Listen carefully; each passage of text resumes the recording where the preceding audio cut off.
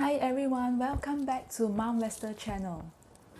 It's been a while since the last video. I hope you guys have tremendous returns on your investments over the past few weeks. Today, I would like to talk about ETF, Exchange Traded Fund. So there are different types of ETF. The common ones are actually like country ETF, commodity ETF, and industry ETF. Exchange Traded Fund is actually a trust that allocate their portfolio to invest in a specific sector. ETF itself is actually quite a heavy topic, so today I'll be focusing just on country ETF. Country ETF are actually similar to countries index. For example, in US, we have Dow Jones Index, consists of top 30 companies listed in US. We also have S&P 500 index represented by 500 listed companies with the highest market cap in US. Like for example, in Singapore, we do have Straits Times Index represented by top 30 companies listed in Singapore.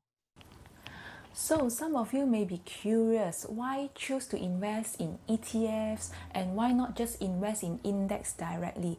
Actually, it is up to your choice. So right now, let me quickly go through with you what are the difference from investing in ETF and invest in index directly.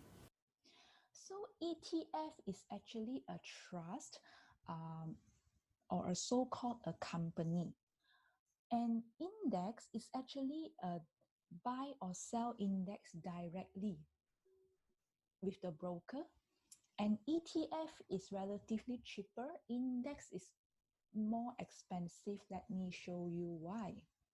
The trust or the so-called company will invest directly in the top companies defined by the index, and so the unit holders or so-called the shareholders will invest in the trust itself.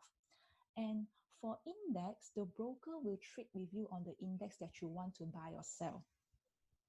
For example, today, S&P 500 costs you about $330 per unit if you want to invest in a trust.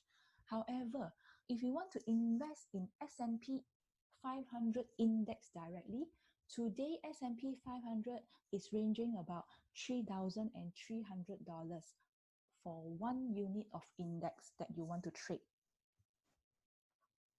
So, once you understand what is ETF and index, more or less you would know.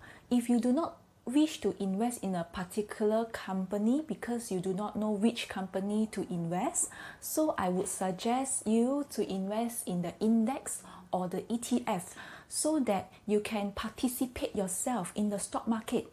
This is the Dow Jones Index for the past 100 years. Since 1928 until now, see how much it has grown from very low to right now, close to 30,000. So that is the reason why we need to participate in the stock market for a long run in order to beat the inflation, because stock market is generally move upwards to beat the inflation. Again, I would like to make a disclaimer. This is not a recommendation to buy or sell shares. Do your own due diligence, please.